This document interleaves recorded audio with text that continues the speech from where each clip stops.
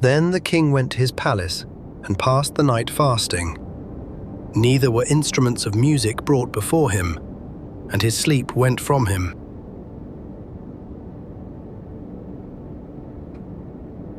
A sealed den, a sleepless palace, and Daniel among the lions.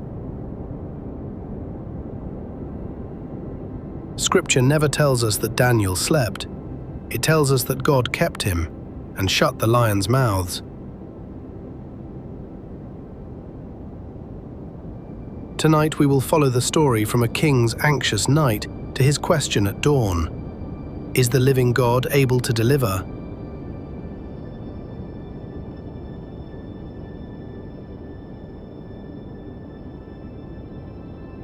Good evening and welcome to the Bible at Night.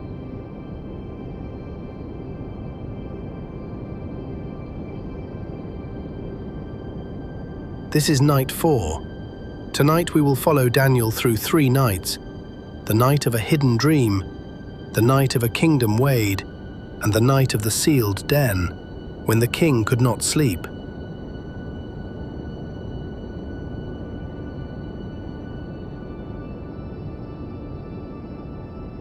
There will be no interruption after the story begins, no mid-roll asking you to wake, nothing you need to remember before morning.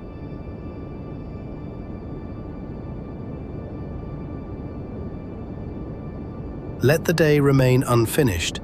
It will still be there when the light returns. For now, allow the bed to carry what you have been carrying. Let your hands become still. Let your jaw loosen. Let the small muscles around your eyes release their work.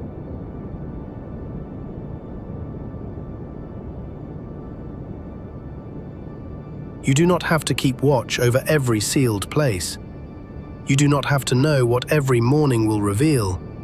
You may listen for as long as you are awake, and when sleep comes, the story may continue without you.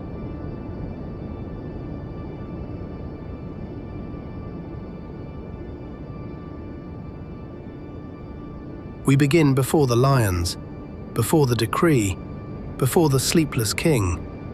We begin with Daniel as a young exile, learning that faithfulness is usually formed before it is tested.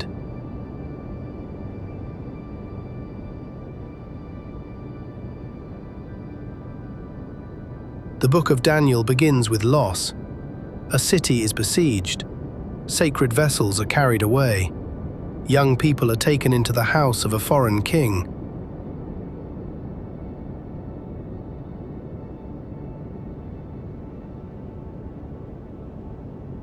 The chapter does not call this a night. It is the ground beneath the nights that follow. Daniel's later prayer will not be a performance invented when danger arrives. The practice begins earlier, in the repeated decisions of an ordinary day.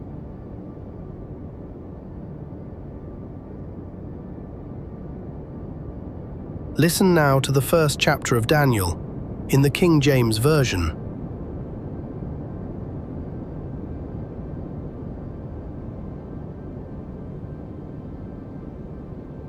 In the 3rd year of the reign of Jehoiakim, king of Judah, came Nebuchadnezzar, king of Babylon, unto Jerusalem, and besieged it. And the Lord gave Jehoiakim, king of Judah, into his hand, with part of the vessels of the house of God, which he carried into the land of Shinar to the house of his God. And he brought the vessels into the treasure house of his God.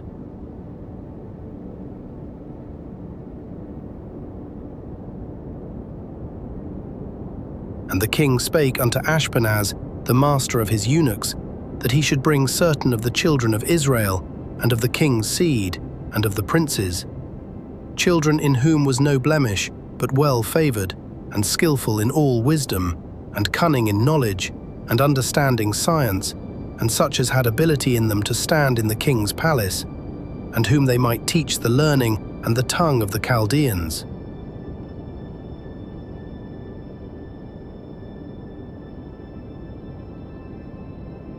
And the king appointed them a daily provision of the king's meat, and of the wine which he drank, so nourishing them 3 years, that at the end thereof they might stand before the king.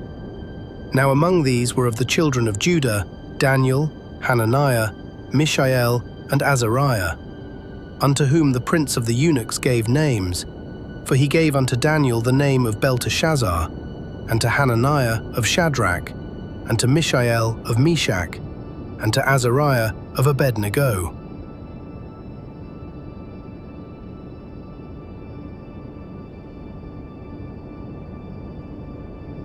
But Daniel purposed in his heart that he would not defile himself with the portion of the king's meat, nor with the wine which he drank. Therefore he requested of the prince of the eunuchs that he might not defile himself. Now God had brought Daniel into favor and tender love with the prince of the eunuchs.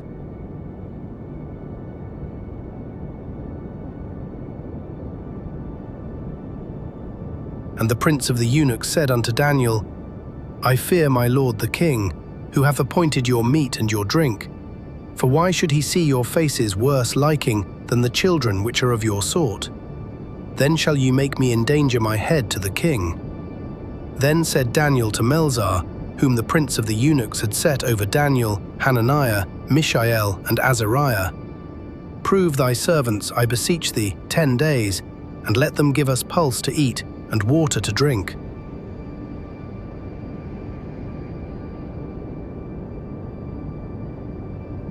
Then let our countenances be looked upon before thee, and the countenance of the children that eat of the portion of the king's meat, and as thou seest, deal with thy servants. So he consented to them in this matter, and proved them 10 days. And at the end of 10 days their countenances appeared fairer and fatter in flesh than all the children which did eat the portion of the king's meat. Thus Melzar took away the portion of their meat, and the wine that they should drink, and gave them pulse.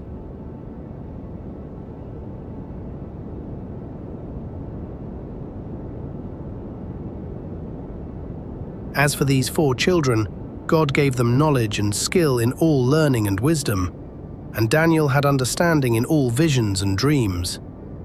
Now at the end of the days that the king had said he should bring them in, then the prince of the eunuchs brought them in before Nebuchadnezzar. And the king communed with them, and among them all was found none like Daniel, Hananiah, Mishael, and Azariah. Therefore stood they before the king.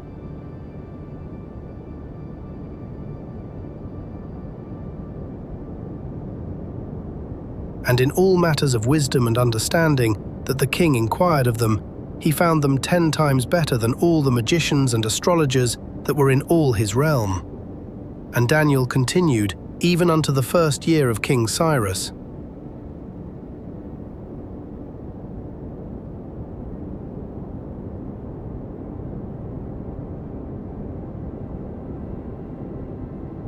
Daniel purposed in his heart.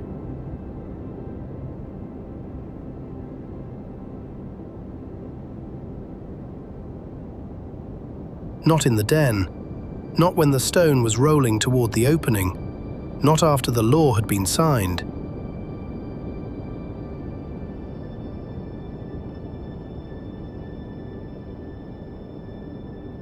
Before any of those things, there was already a direction within him. The chapter does not describe a loud rebellion. Daniel makes a request.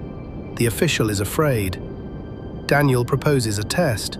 10 days, something small enough to observe, something patient enough to leave room for another person's fear.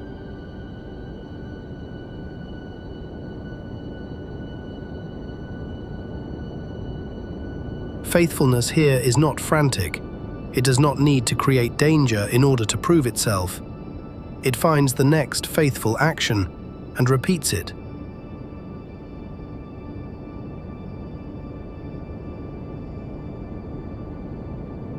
Perhaps your own day held decisions no one else noticed, a word you chose not to say, a burden you carried gently, a task completed without applause, a moment when you remembered who you wanted to be.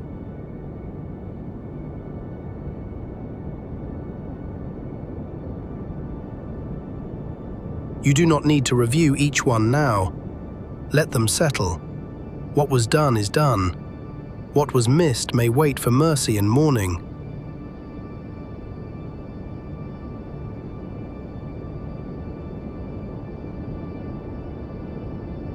Daniel and his companions are given new names. The empire can name them. It can choose their lessons. It can decide where they stand. But the quiet purpose of the heart is not so easily seized.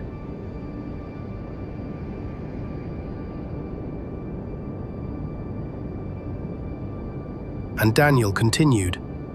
That final sentence reaches far beyond the chapter. Kings change. The young exile becomes an old servant. Palaces fill and empty. Daniel continues.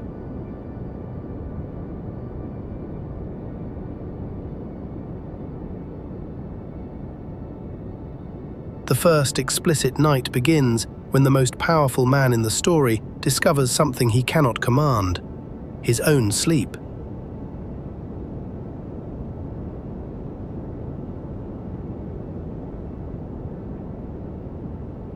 Nebuchadnezzar is a king who can issue an order and make a city move. He can summon advisors. He can give rewards. He can threaten death.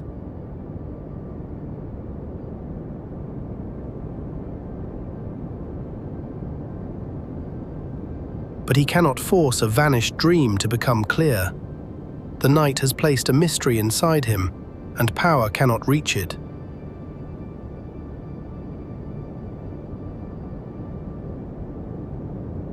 Listen now to Daniel chapter 2.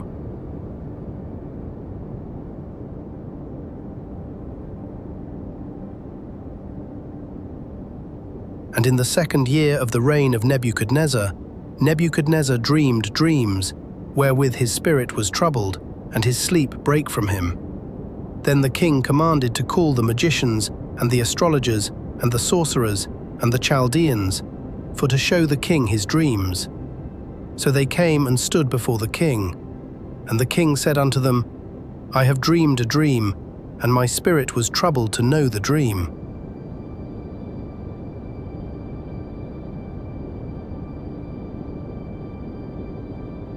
Then spake the Chaldeans to the king in Syriac, O king, live forever. Tell thy servants the dream, and we will show the interpretation. The king answered and said to the Chaldeans, The thing is gone from me.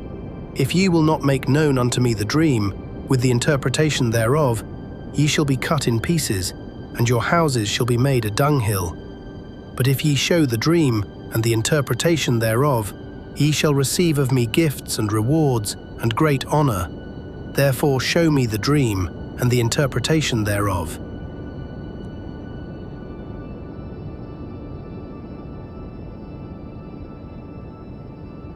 They answered again and said, Let the king tell his servants the dream, and we will show the interpretation of it. The king answered and said, I know of certainty that ye would gain the time, because ye see the thing is gone from me. But if ye will not make known unto me the dream, there is but one decree for you. For ye have prepared lying and corrupt words to speak before me, till the time be changed. Therefore tell me the dream, and I shall know that ye can show me the interpretation thereof.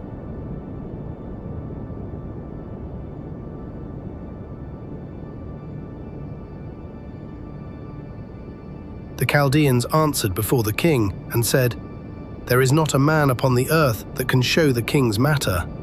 Therefore there is no king, lord, nor ruler that asked such things at any magician, or astrologer, or Chaldean. And it is a rare thing that the king requireth, and there is none other that can show it before the king, except the gods, whose dwelling is not with flesh. For this cause the king was angry and very furious, and commanded to destroy all the wise men of Babylon. And the decree went forth that the wise men should be slain, and they sought Daniel and his fellows to be slain.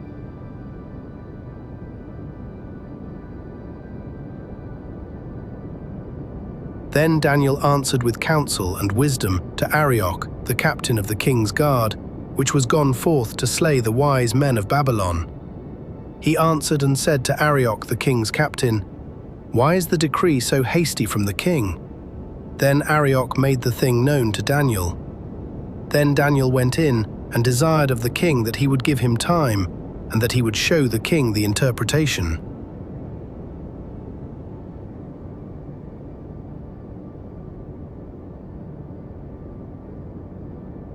Then Daniel went to his house and made the thing known to Hananiah, Mishael, and Azariah his companions, that they would desire mercies of the God of heaven concerning this secret, that Daniel and his fellows should not perish with the rest of the wise men of Babylon.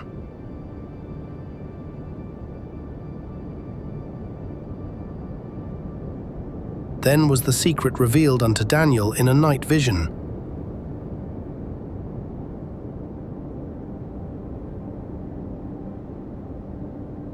Then Daniel blessed the God of heaven.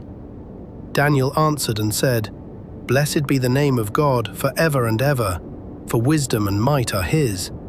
And he changeth the times and the seasons. He removeth kings and setteth up kings. He giveth wisdom unto the wise, and knowledge to them that know understanding. He revealeth the deep and secret things. He knoweth what is in the darkness, and the light dwelleth with him.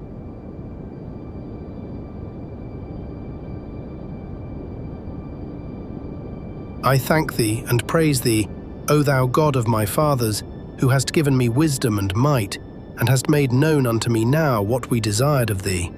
For thou hast now made known unto us the king's matter.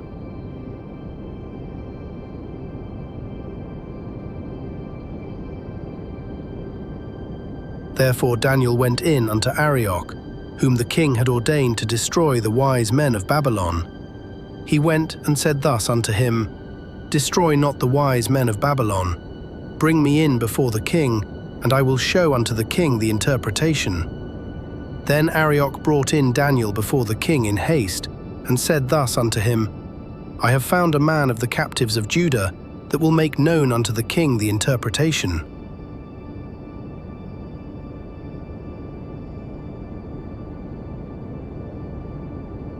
The king answered and said to Daniel, whose name was Belteshazzar, Art thou able to make known unto me the dream which I have seen, and the interpretation thereof?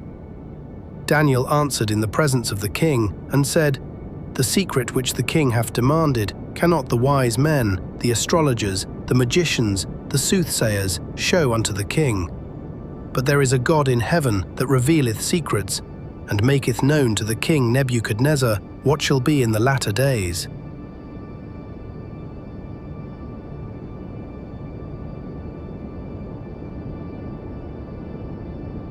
Thy dream and the visions of thy head upon thy bed are these. As for thee, O king, thy thoughts came into thy mind upon thy bed, what should come to pass hereafter, and he that revealeth secrets maketh known to thee what shall come to pass. But as for me, this secret is not revealed to me for any wisdom that I have more than any living, but for their sakes that shall make known the interpretation to the king, and that thou mightest know the thoughts of thy heart.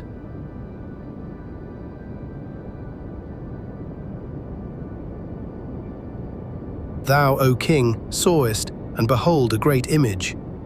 This great image, whose brightness was excellent, stood before thee, and the form thereof was terrible.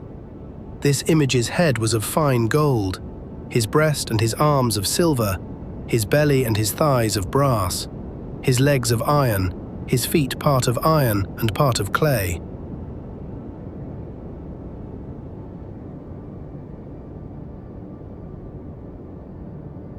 Thou sawest till that a stone was cut out without hands, which smote the image upon his feet, that were of iron and clay, and brake them to pieces. Then was the iron, the clay, the brass, the silver, and the gold broken to pieces together, and became like the chaff of the summer threshing floors, and the wind carried them away, that no place was found for them, and the stone that smote the image became a great mountain, and filled the whole earth.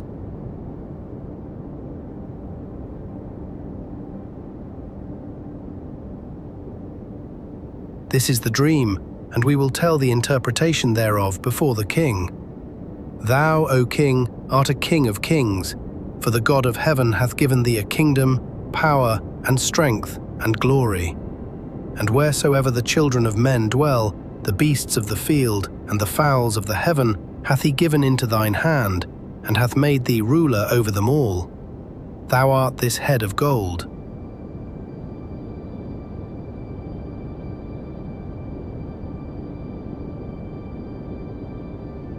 And after thee shall arise another kingdom inferior to thee, and another third kingdom of brass, which shall bear rule over all the earth. And the fourth kingdom shall be strong as iron, for as much as iron breaketh in pieces, and subdueth all things, and as iron that breaketh all these, shall it break in pieces and bruise.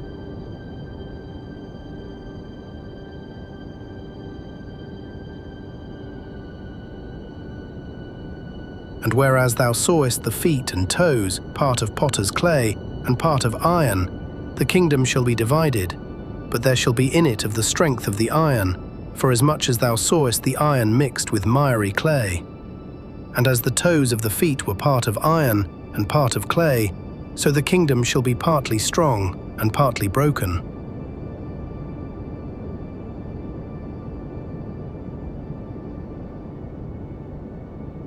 And whereas thou sawest iron mixed with miry clay, they shall mingle themselves with the seed of men, but they shall not cleave one to another, even as iron is not mixed with clay.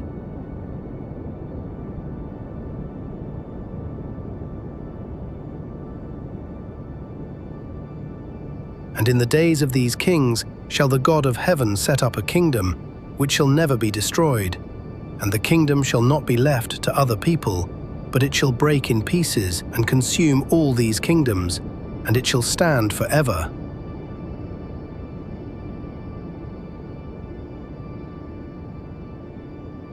For as much as thou sawest that the stone was cut out of the mountain without hands, and that it brake in pieces the iron, the brass, the clay, the silver, and the gold, the great God hath made known to the king what shall come to pass hereafter, and the dream is certain, and the interpretation thereof sure.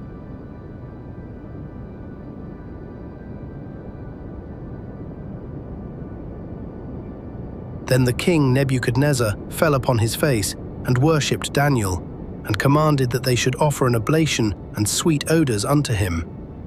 The king answered unto Daniel, and said, Of a truth it is, that your God is a God of gods, and a Lord of kings, and a revealer of secrets, seeing thou couldest reveal this secret.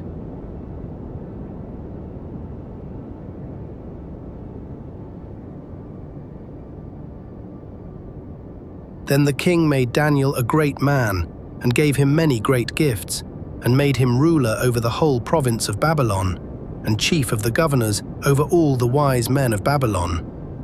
Then Daniel requested of the king, and he set Shadrach, Meshach, and Abednego over the affairs of the province of Babylon, but Daniel sat in the gate of the king.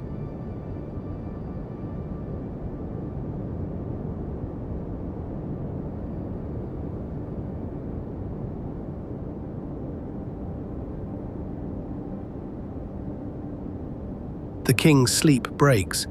His advisers cannot repair it. His command can fill the palace, but it cannot enter the hidden place where the dream has gone.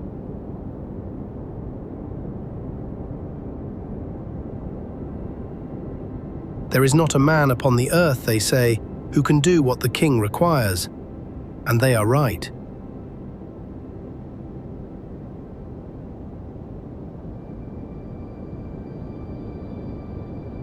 Daniel does not answer by becoming larger than a man. He goes home. He calls his companions. They ask for mercy.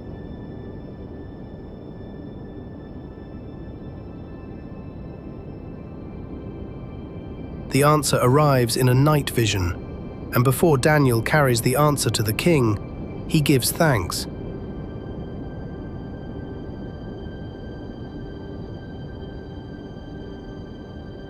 He knoweth what is in the darkness, and the light dwelleth with him.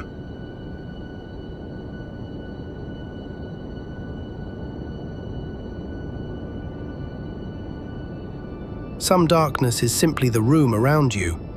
Some darkness is not knowing what comes next. Some darkness is the thought that returns when the house becomes quiet.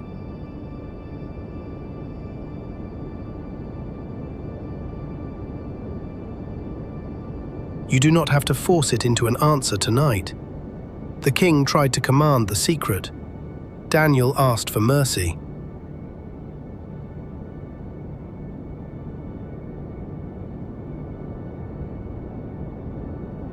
Notice the difference.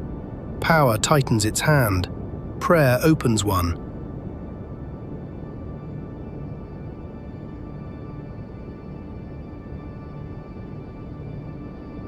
The image in the dream is bright and terrible.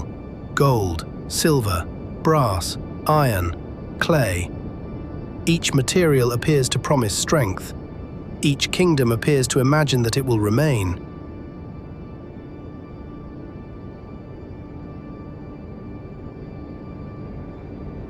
But the dream moves.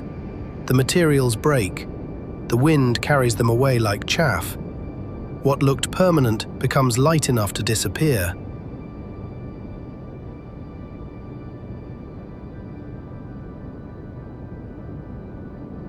You do not need to carry the whole image with you. Let the metals grow quiet. Let the names of kingdoms recede. Keep only the sentence Daniel spoke before he explained anything.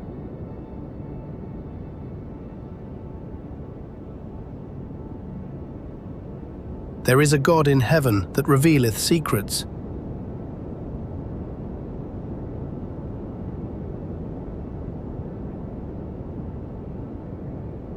And keep the humility that followed.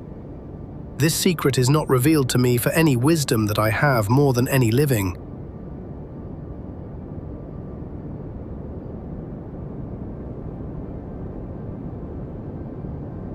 The gift does not make Daniel the source. The answer does not belong to him. The moment does not ask him to become proud.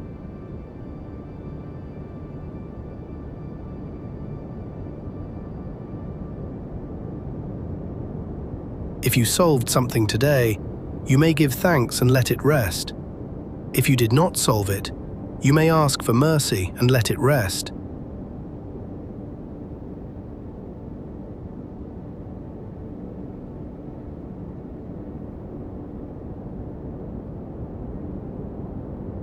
The king's first sleepless night ends with an answer, but not every night in Daniel ends with time to change.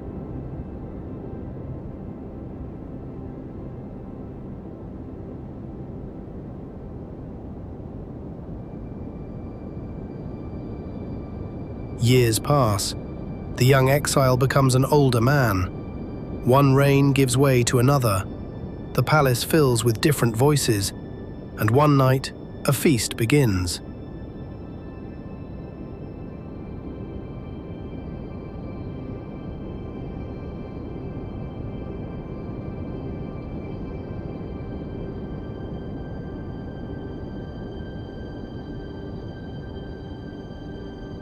The 5th chapter of Daniel begins with abundance. 1,000 lords, wine, gold and silver vessels, a room bright enough for a hand to write upon the wall.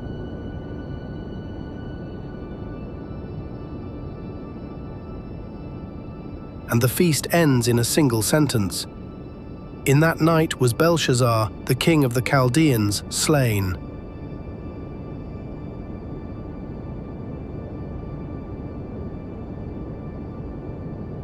The chapter moves from a feast to a silence no command can prevent.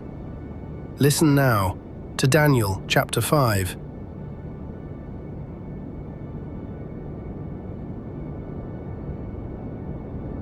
Belshazzar the king made a great feast to 1,000 of his lords, and drank wine before the 1,000. Belshazzar, whilst he tasted the wine, commanded to bring the golden and silver vessels which his father Nebuchadnezzar had taken out of the temple which was in Jerusalem, that the king and his princes, his wives and his concubines might drink therein.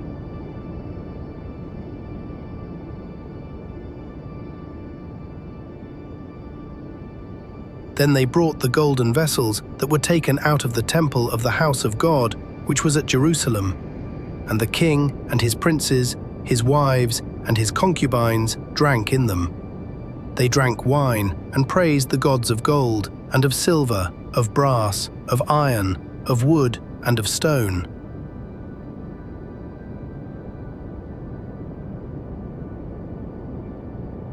In the same hour came forth fingers of a man's hand and wrote over against the candlestick upon the plaster of the wall of the king's palace. and the king saw the part of the hand that wrote.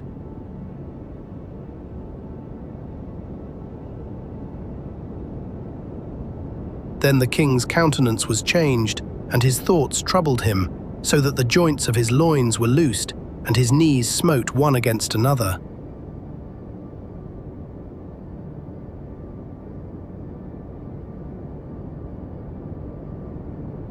The king cried aloud to bring in the astrologers, the Chaldeans, and the soothsayers.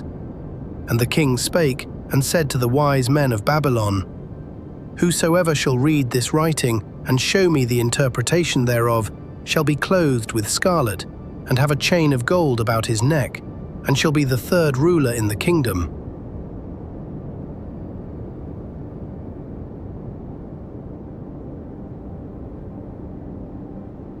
Then came in all the king's wise men, but they could not read the writing, nor make known to the king the interpretation thereof.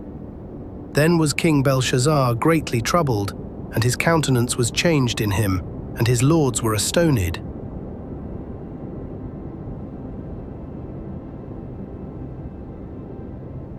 Now the queen, by reason of the words of the king and his lords, came into the banquet house, and the queen spake and said, O king, live forever. Let not thy thoughts trouble thee, nor let thy countenance be changed.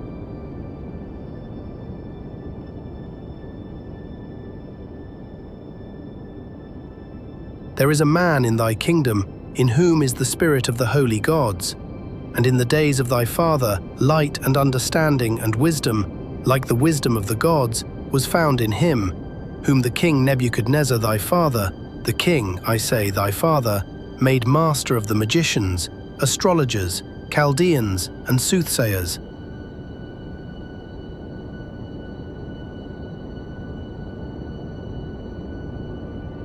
For as much as an excellent spirit, and knowledge, and understanding, interpreting of dreams, and showing of hard sentences, and dissolving of doubts, were found in the same Daniel, whom the king named Belteshazzar.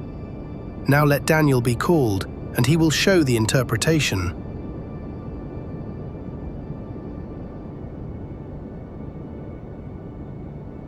Then was Daniel brought in before the king. And the king spake and said unto Daniel, Art thou that Daniel, which art of the children of the captivity of Judah, whom the king my father brought out of Jewry?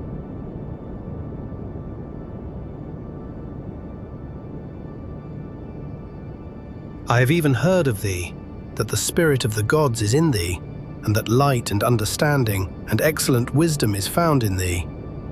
And now the wise men, the astrologers, have been brought in before me, that they should read this writing, and make known unto me the interpretation thereof. But they could not show the interpretation of the thing.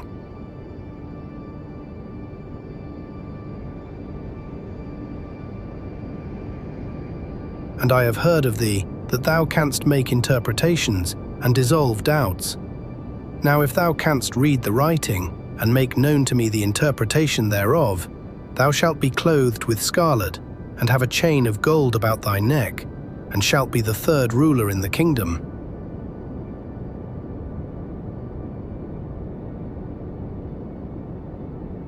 Then Daniel answered and said before the king, Let thy gifts be to thyself, and give thy rewards to another.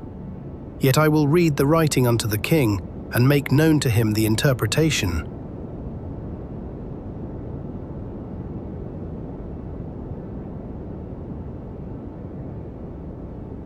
O thou king, the Most High God gave Nebuchadnezzar thy father a kingdom, and majesty, and glory, and honor.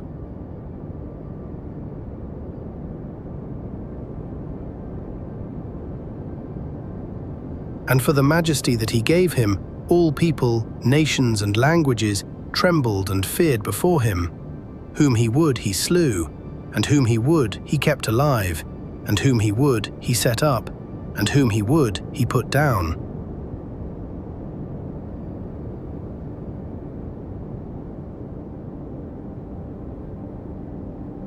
But when his heart was lifted up, and his mind hardened in pride, he was deposed from his kingly throne, and they took his glory from him.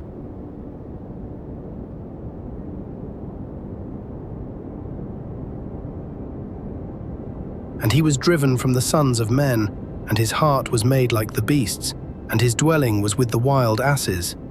They fed him with grass like oxen, and his body was wet with the dew of heaven, till he knew that the Most High God ruled in the kingdom of men, and that he appointeth over it whomsoever he will.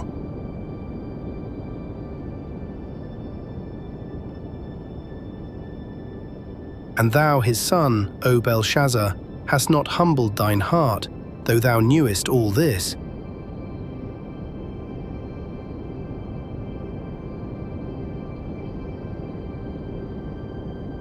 But hast lifted up thyself against the Lord of heaven, and they have brought the vessels of his house before thee, and thou, and thy lords, thy wives, and thy concubines have drunk wine in them.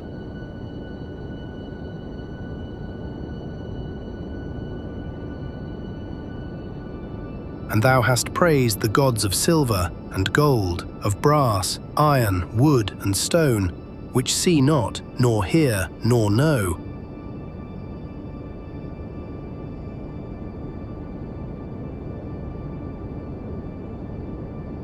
And the God in whose hand thy breath is, and whose are all thy ways, hast thou not glorified?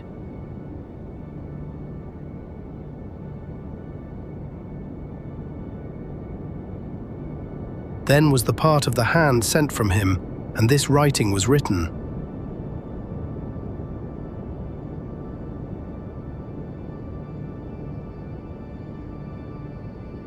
And this is the writing that was written, Mene, Mene, Tekel, Upharsin.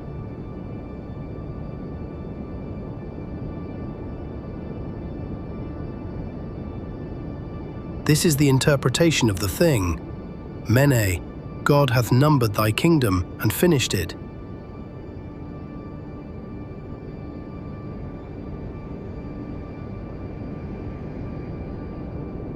Tekel, thou art weighed in the balances and art found wanting.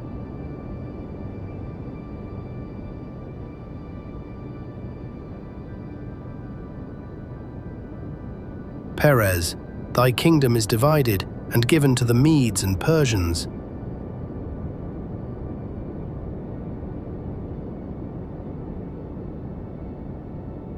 Then commanded Belshazzar, and they clothed Daniel with scarlet, and put a chain of gold about his neck, and made a proclamation concerning him, that he should be the third ruler in the kingdom.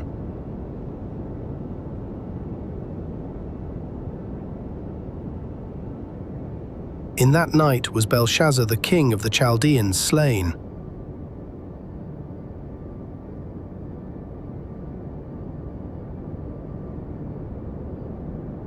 And Darius the Median took the kingdom, being about 62 years old.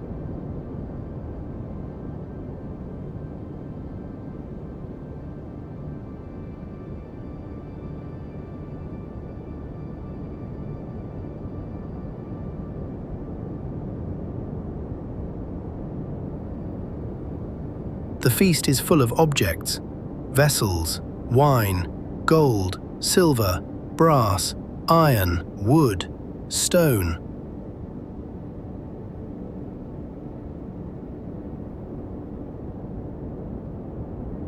Things that can be lifted, things that can be displayed, things a king may point to and call his own.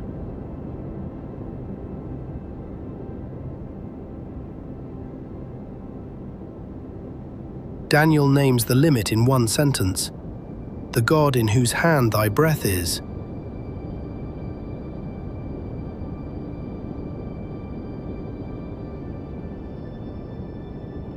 Breath is nearer than a golden vessel, more necessary than a palace, and impossible to hold as property.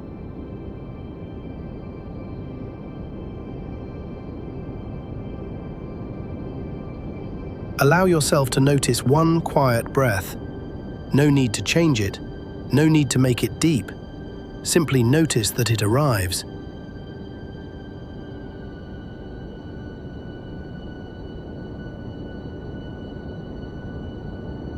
And another.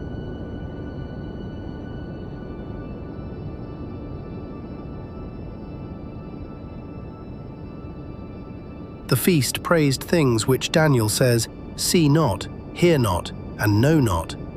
The room was full of objects, but the king's breath was never an object he could command.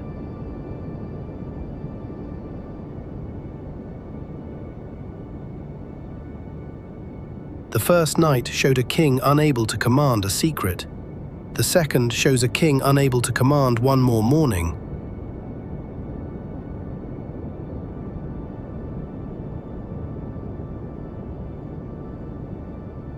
God hath numbered thy kingdom and finished it.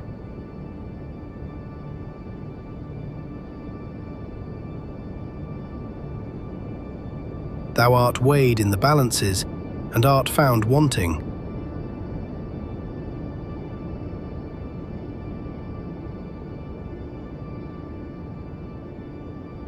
The words are severe.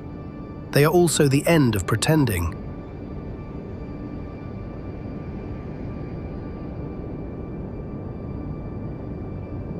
You are not Belshazzar at his feast.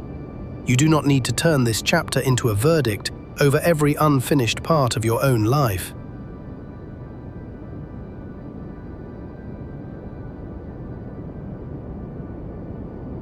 Let it remain what it is, a warning to power, a reminder that abundance is not permanence, and a quiet truth that breath is received rather than possessed.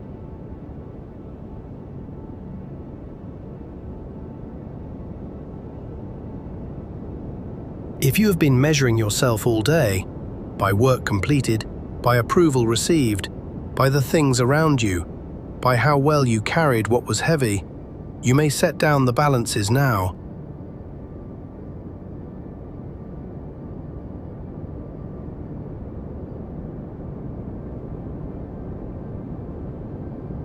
This night is not asking you to calculate your worth.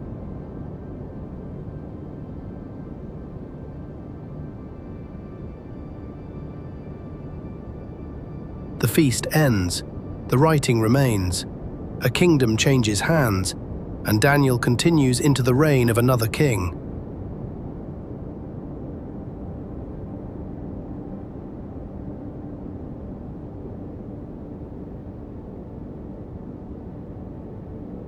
The story calls him Darius the Mede. Historians have not been able to identify him securely outside the book of Daniel, and several explanations have been proposed. Tonight, we will stay with what the text itself says.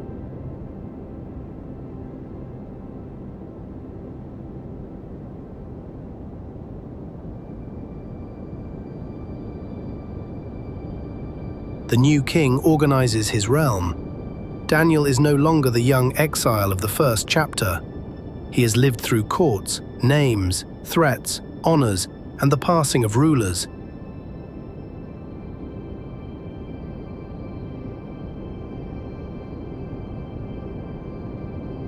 And the old practice remains. 3 times a day, windows open toward Jerusalem, prayer, thanksgiving, as he did aforetime.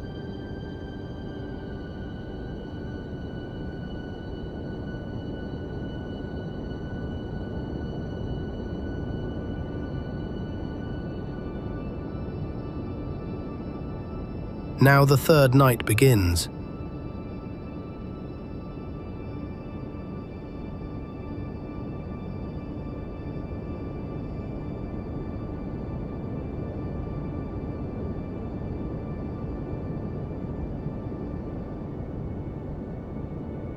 This is the story most often remembered in pictures: Daniel, lions, an angel, dawn.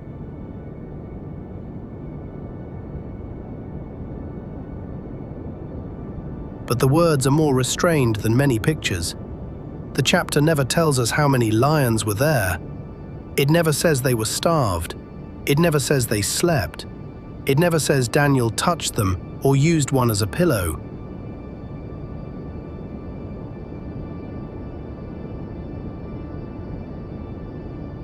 It tells us that Daniel continued to pray. It tells us that a stone was sealed with signets. It tells us that the king passed the night fasting, and his sleep went from him.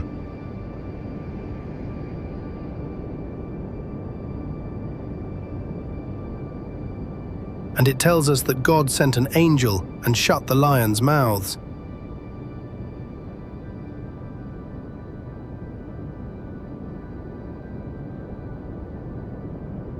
Listen now to Daniel chapter 6.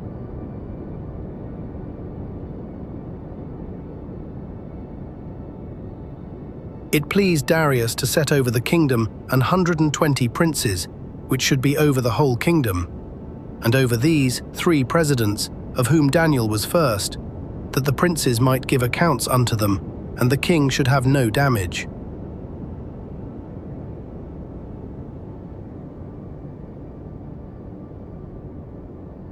Then this Daniel was preferred above the presidents and princes, because an excellent spirit was in him, and the king thought to set him over the whole realm.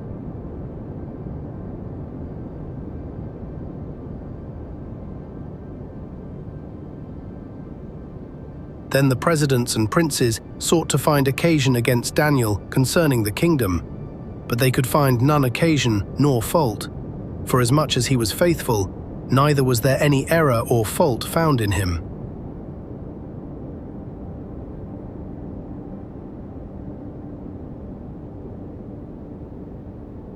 Then said these men, "We shall not find any occasion against this Daniel, except we find it against him concerning the law of his God."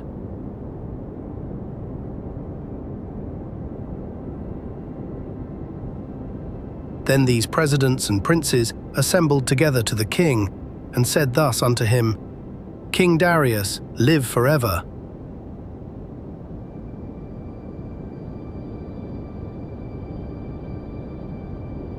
All the presidents of the kingdom, the governors and the princes, the counselors and the captains, have consulted together to establish a royal statute, and to make a firm decree, that whosoever shall ask a petition of any god or man for 30 days, save of thee, O king, he shall be cast into the den of lions.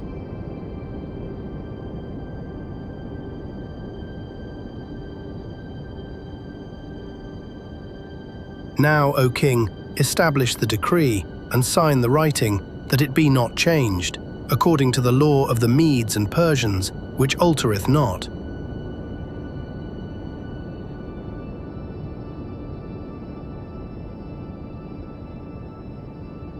Wherefore King Darius signed the writing and the decree.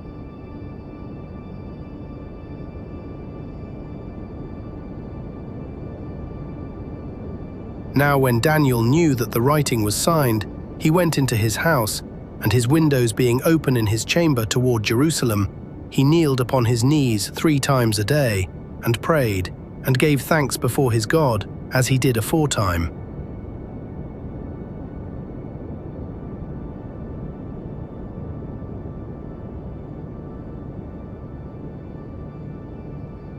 Then these men assembled, and found Daniel praying and making supplication before his God.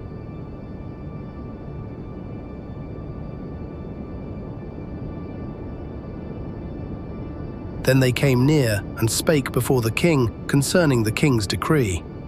Hast thou not signed a decree that every man that shall ask a petition of any god or man within 30 days, save of thee, O king, shall be cast into the den of lions?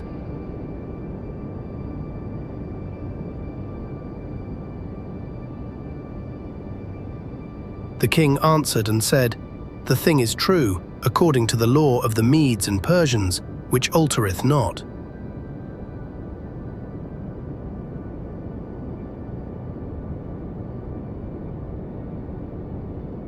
Then answered they and said before the king, that Daniel, which is of the children of the captivity of Judah, regardeth not thee, O king, nor the decree that thou hast signed, but maketh his petition 3 times a day.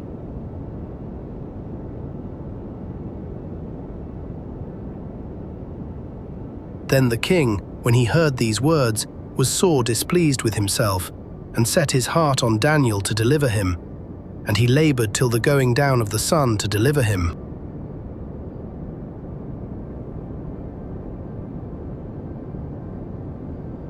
Then these men assembled unto the king, and said unto the king, Know, O king, that the law of the Medes and Persians is, that no decree nor statute which the king establisheth, may be changed.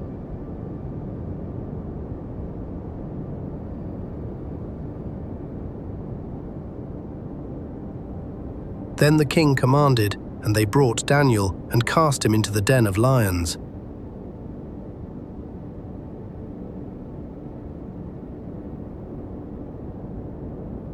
Now the king spake and said unto Daniel, Thy God, whom thou servest continually, he will deliver thee.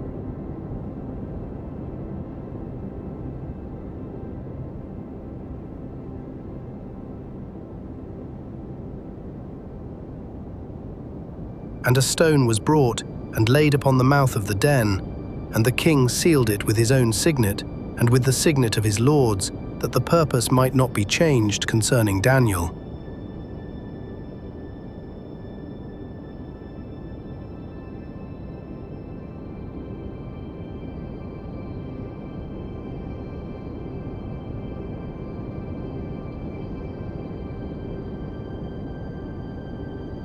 Then the king went to his palace and passed the night fasting, neither were instruments of music brought before him, and his sleep went from him.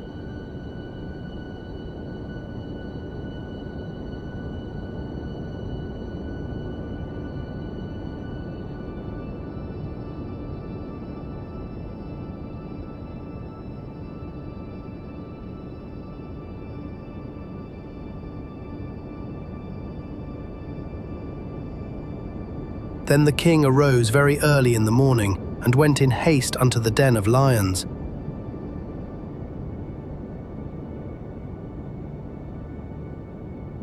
And when he came to the den, he cried with a lamentable voice unto Daniel. And the king spake and said to Daniel,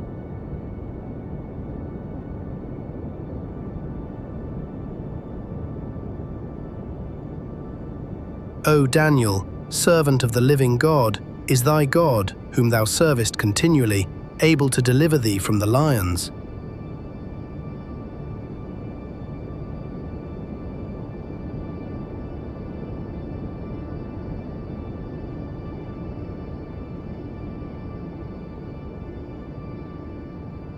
Then said Daniel unto the king, O king, live forever.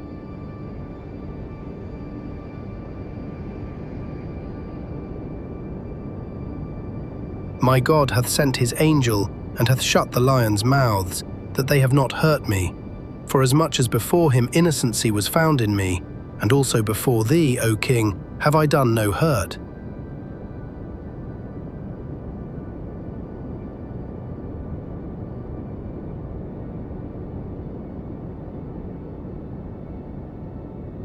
Then was the king exceeding glad for him, and commanded that they should take Daniel up out of the den.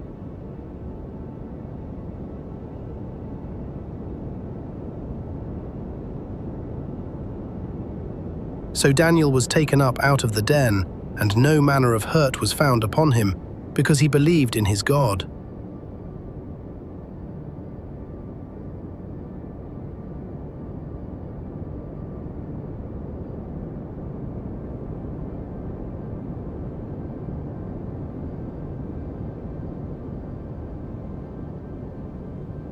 The chapter now turns briefly to the severe retribution of the ancient court.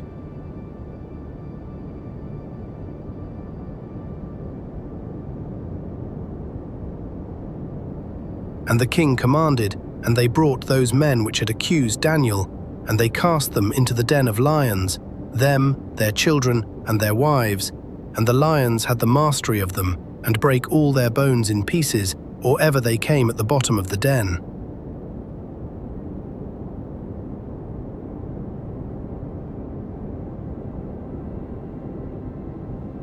The rescue of Daniel is followed by violence against whole households, including people the story does not accuse.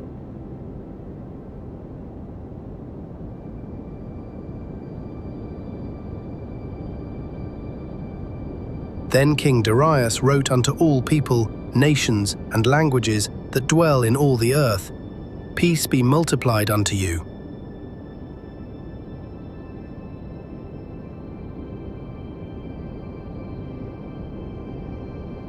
I make a decree that in every dominion of my kingdom Men tremble and fear before the God of Daniel, for he is the living God and steadfast forever, and his kingdom that which shall not be destroyed, and his dominion shall be even unto the end.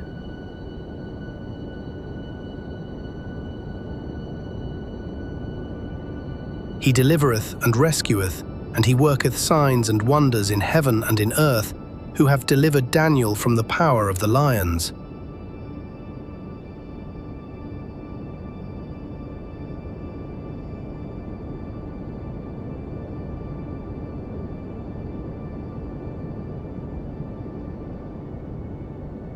So this Daniel prospered in the reign of Darius and in the reign of Cyrus the Persian.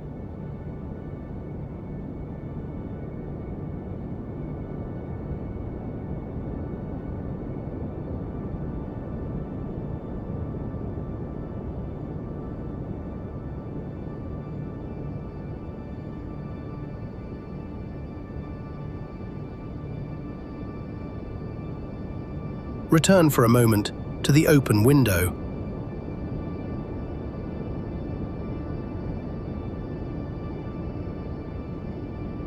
Daniel knows that the writing is signed. The chapter does not say he opens the window in order to be seen. It says the windows are already open.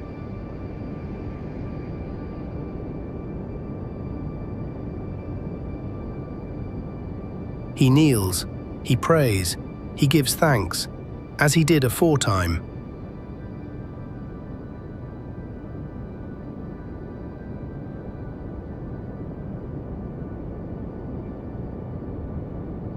Those last words carry the whole first chapter into the sixth.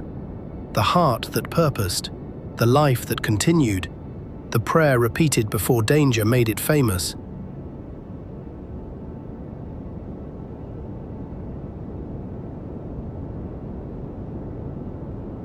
Faithfulness is not always a feeling of courage. Sometimes it is the next familiar movement when fear has made everything unfamiliar.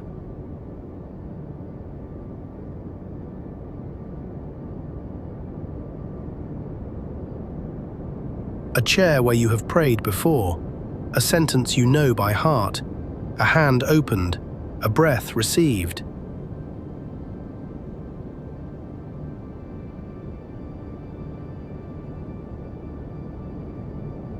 The practice does not guarantee that the decree disappears. It does not stop the men from watching. It does not keep the stone from being laid upon the den.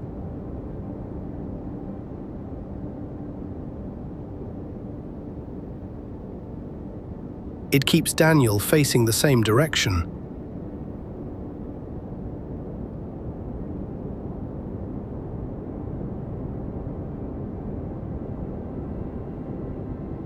You may not feel steady tonight. You do not have to manufacture steadiness.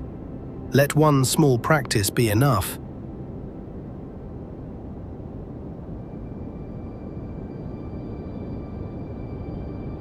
Listen, breathe, receive the words without holding them tightly.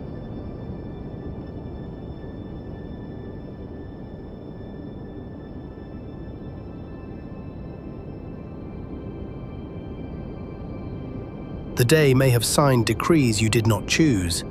Plans may have changed. A door may have closed. Something may feel sealed beyond your reach.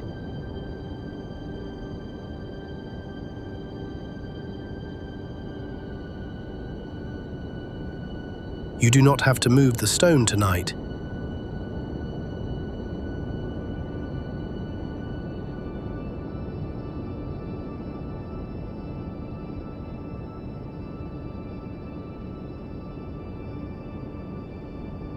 Darius signs a law designed to magnify him.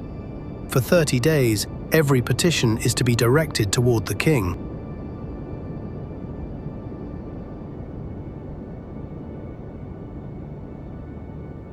The flattery works. The writing is signed. Then the king discovers that a law made to enlarge his power has trapped him inside it.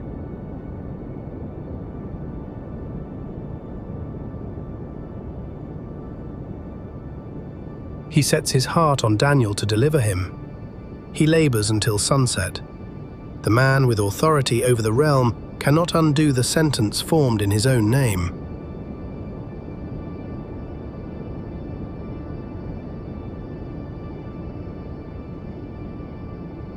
This is the third king who reaches the edge of command. Nebuchadnezzar cannot command the hidden dream. Belshazzar cannot command another morning. Darius cannot command his own law to release the man he wishes to save.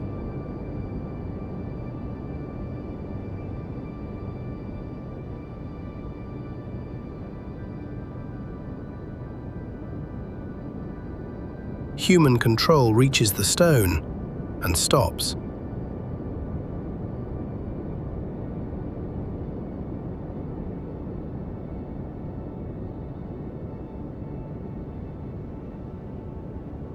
The king's final words to Daniel before the den are not an order, they are a hope.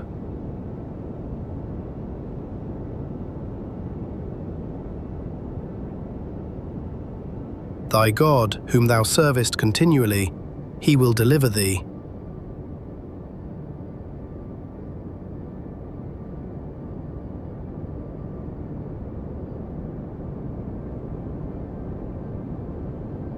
The king cannot make it happen. He cannot enter the den. He cannot stay the sentence. He cannot keep watch without sleep.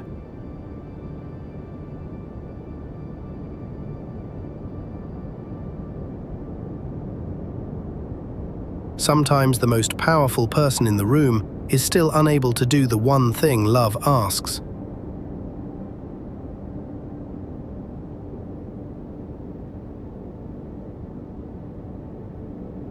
Perhaps you know that feeling, wanting to fix, wanting to protect, wanting to remain awake because sleep feels like letting go.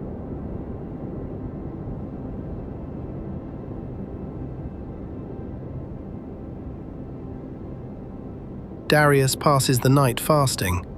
His sleep goes from him.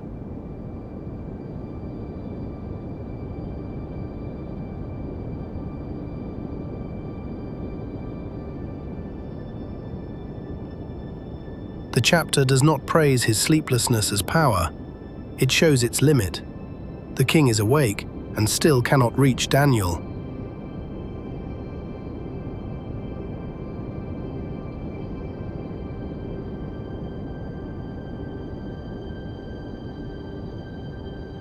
You do not protect the people you love by never sleeping. You are allowed to be human.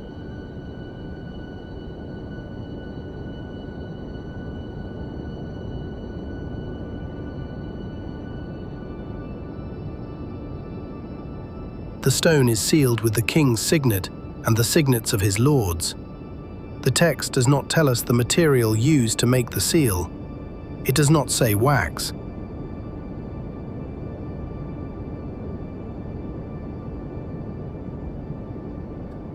The purpose is clear, that nothing concerning Daniel may be changed. The entrance is closed. The authorities mark the closure. The night begins.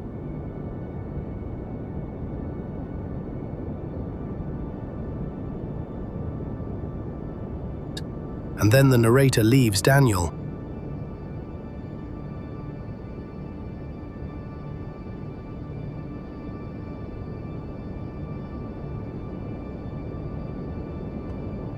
This is where pictures often rush in. They give Daniel a lion for a pillow. They arrange a countable circle of animals.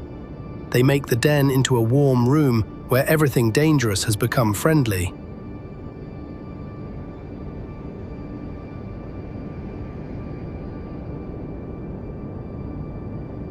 The scripture does not.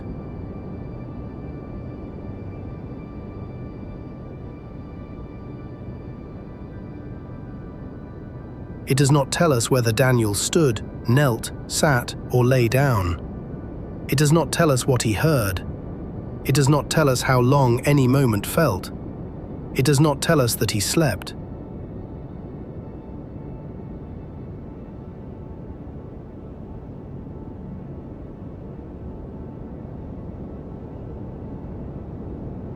We do not need to fill the silence with invention.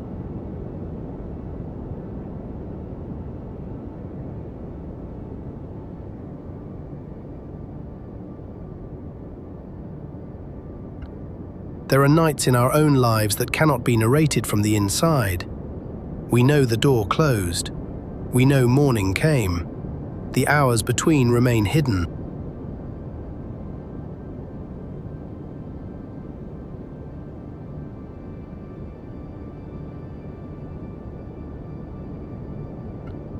Hidden does not mean abandoned.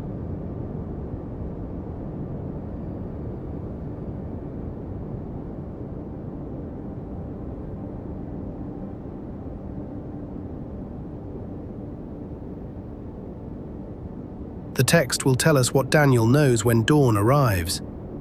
My God hath sent his angel, and hath shut the lions' mouths.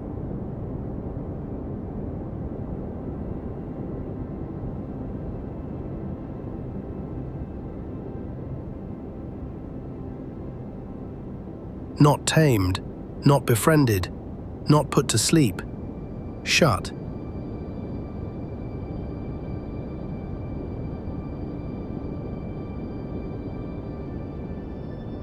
The danger remains what it is. The keeping is strong enough within it.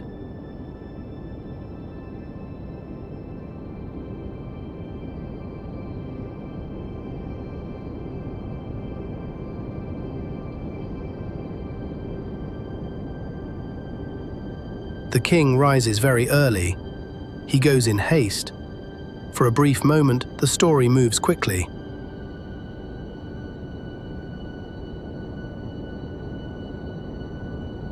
Then he reaches the den, and the speed becomes a voice.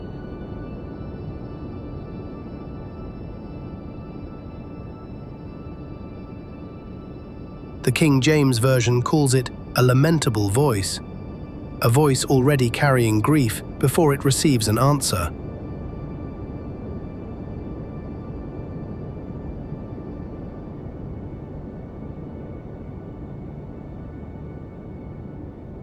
O Daniel, servant of the living God, is thy God, whom thou servest continually, able to deliver thee from the lions?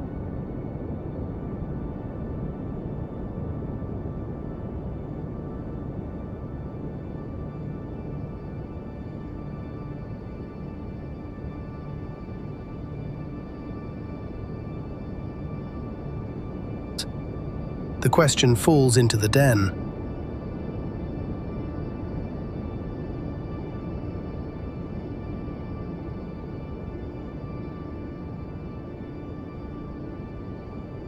Then a voice returns.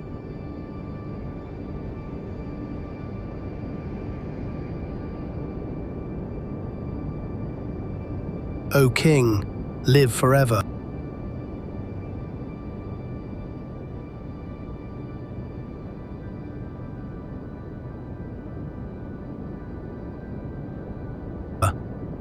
Daniel begins with courtesy, not accusation, not triumph. A calm greeting from the place the king believed might hold only death.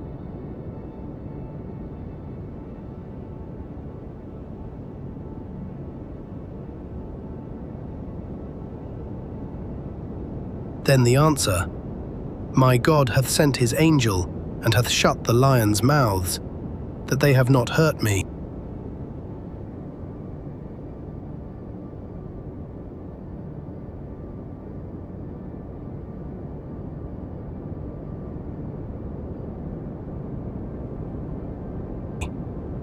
The king's question is not answered by an explanation of every hour. It is answered by Daniel alive.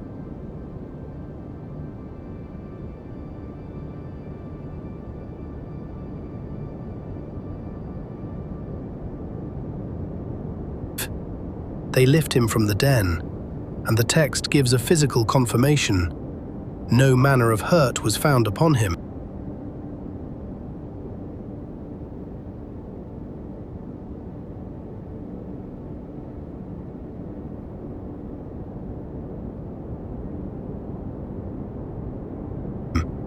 Not because the king remained awake, not because the seal was weak, not because the lions were harmless,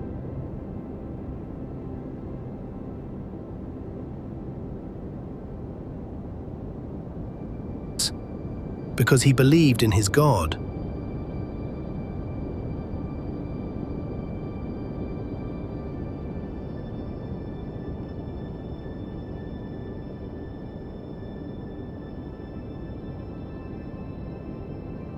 3 nights.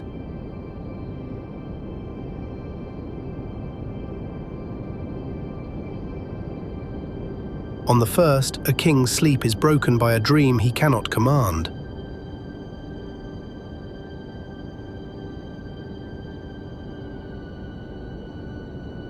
On the second, a king feasts beneath words he cannot erase.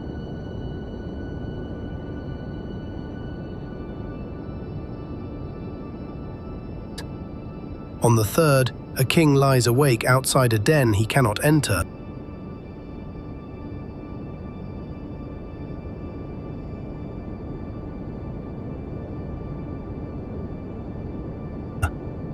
The kings possess rooms, servants, laws, seals, and armies, yet each night exposes a boundary.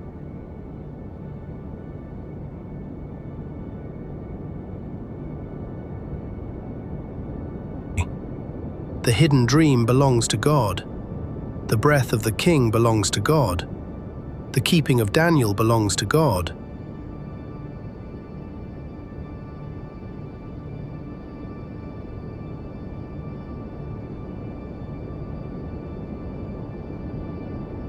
And Daniel continues,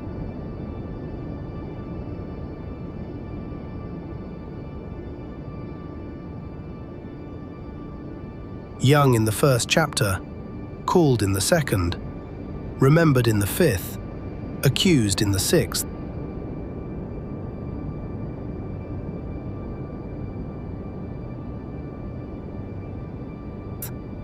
The kingdom changes around him. His prayer keeps its direction.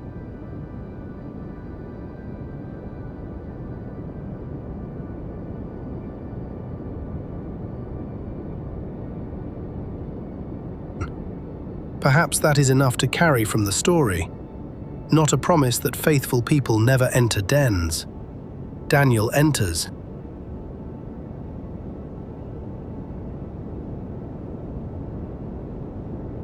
Not a promise that every anxious king receives the answer he hopes for at dawn. Scripture contains nights with other endings.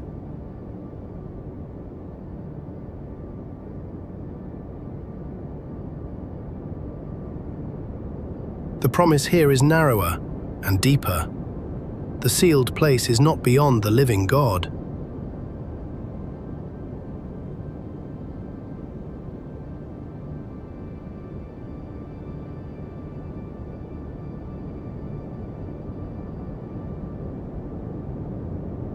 You may not know what happens behind every stone. You may not have the strength to remain awake until morning. You may not be able to undo what has been signed.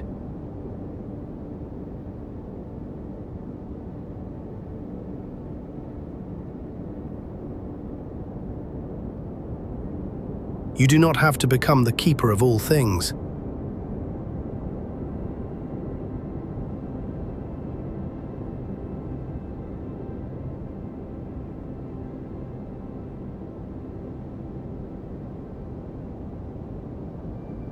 The Book of Psalms gives us a small bridge from the sleepless king to the sleepless keeper.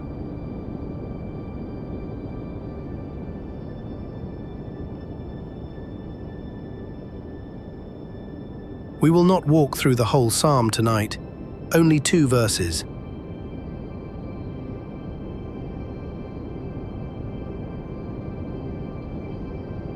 Psalm 121, verses 3 and 4.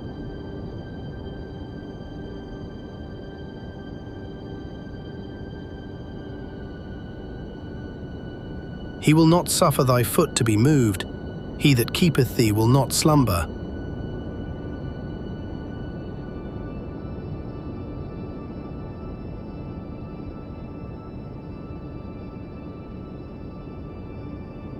Behold, he that keepeth Israel shall neither slumber nor sleep.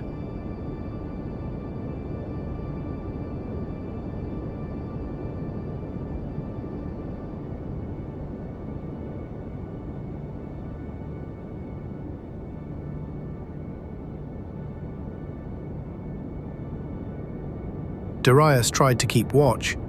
His sleep went from him, but human sleeplessness did not make him able to reach the den.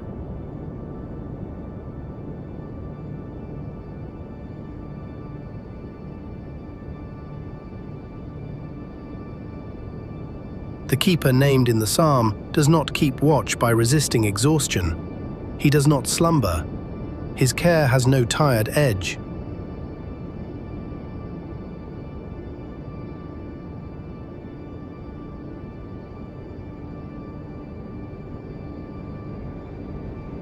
That is why the listener may rest.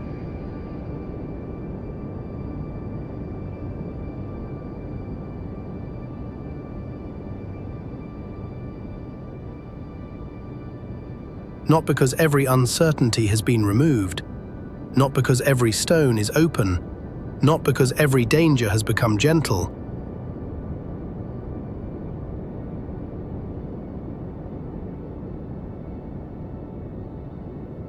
Because your attention is not the thing that holds the world together.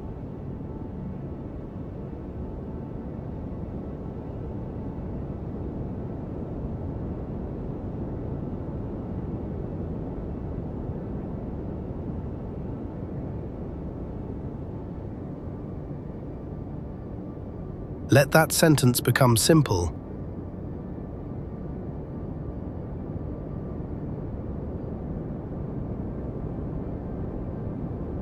Your attention is not the thing that holds the world together.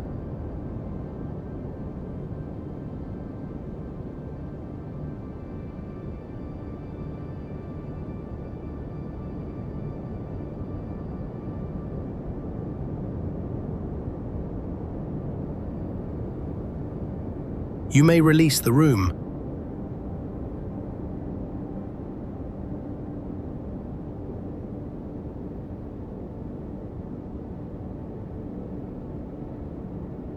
You may release the door.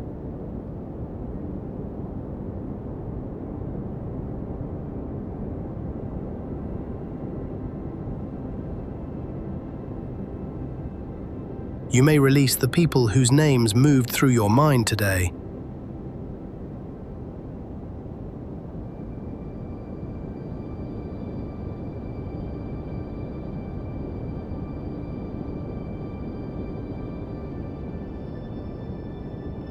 To release them is not to stop loving them.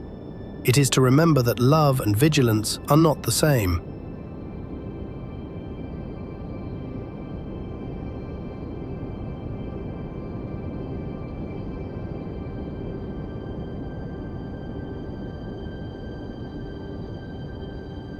You may be faithful without being sleepless.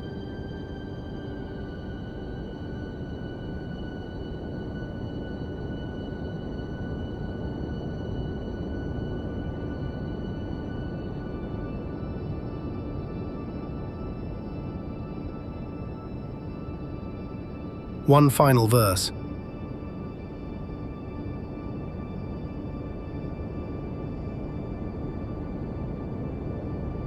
Psalm 4, verse 8.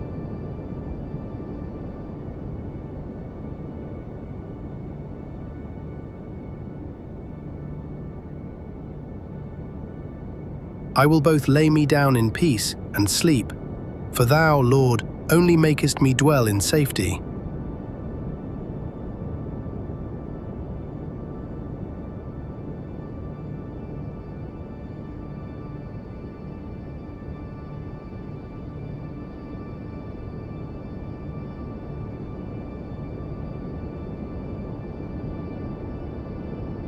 Lay down the need to know.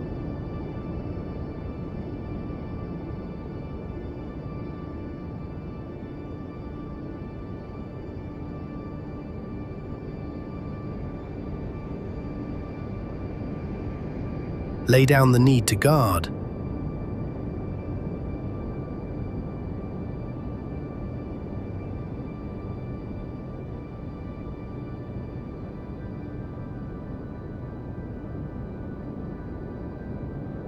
Lay down the conversation you cannot finish tonight.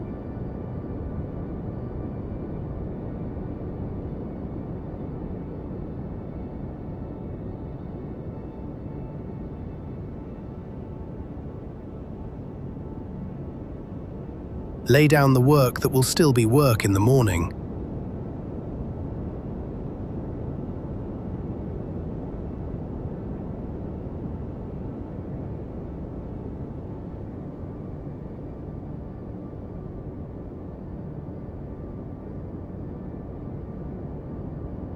The king could not sleep.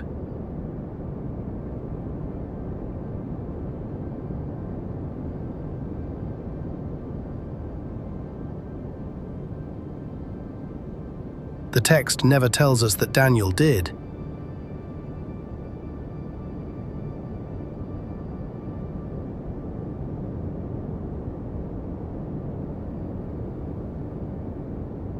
It tells us something stronger.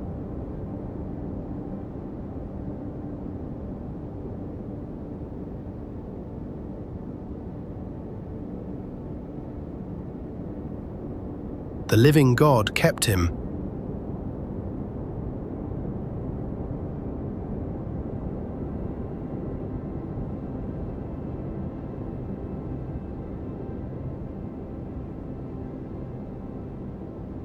He sent his angel.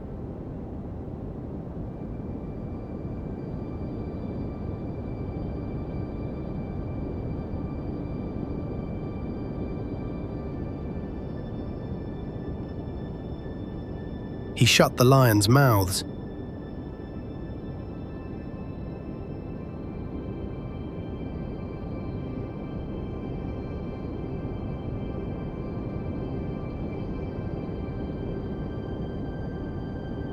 He brought Daniel to morning without hurt.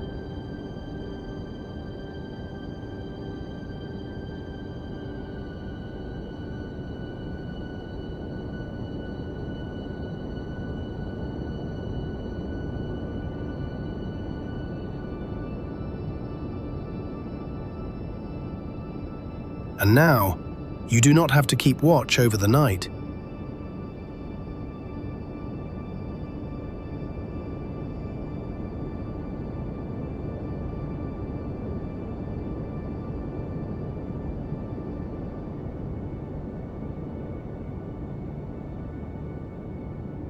He that keepeth thee will not slumber.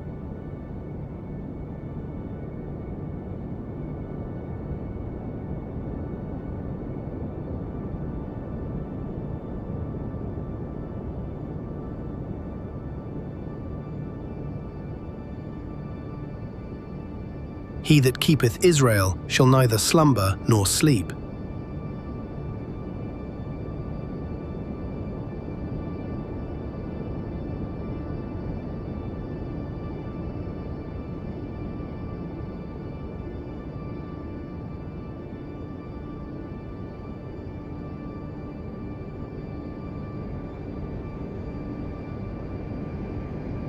In peace.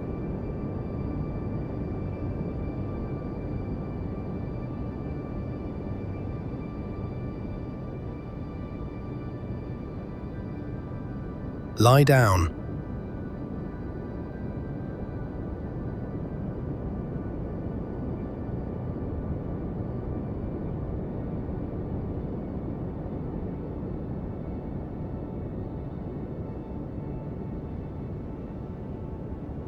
In peace.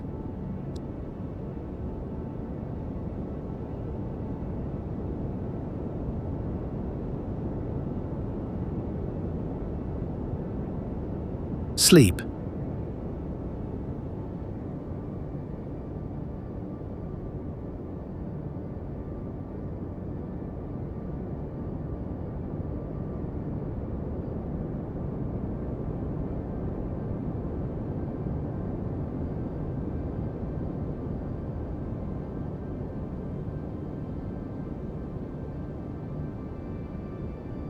May the room grow quiet around you.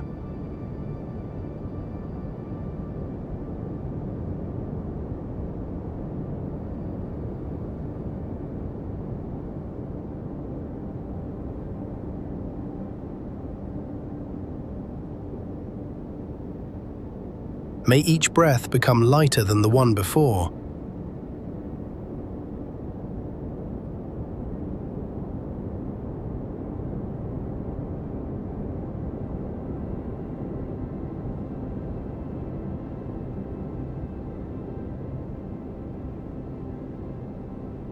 May the thoughts that still move pass without needing to be followed.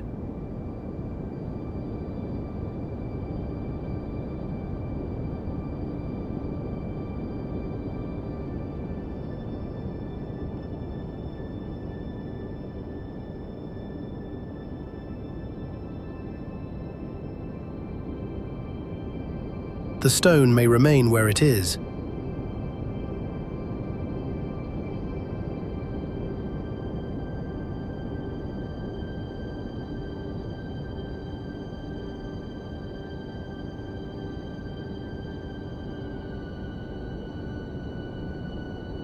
The answer may wait for dawn.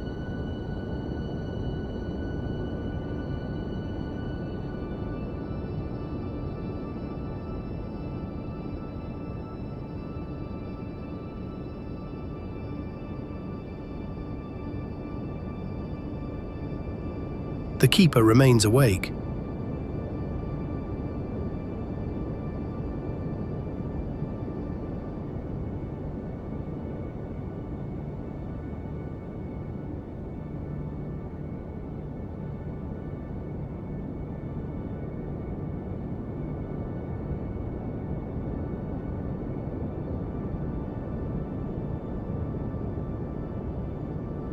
Good night.